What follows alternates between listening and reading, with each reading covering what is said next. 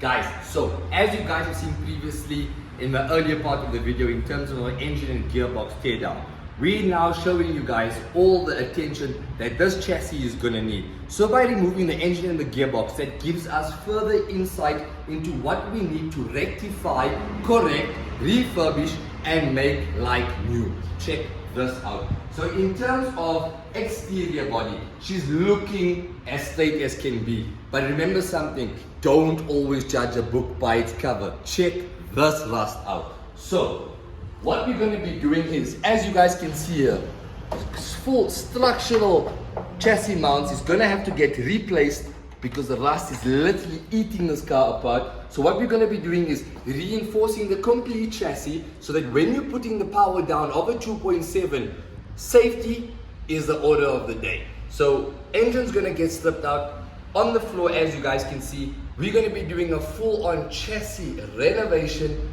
structurally making it much better to put the power down. And that's not all. Stay tuned for part 2 of the interior strip down and build. Let's get it.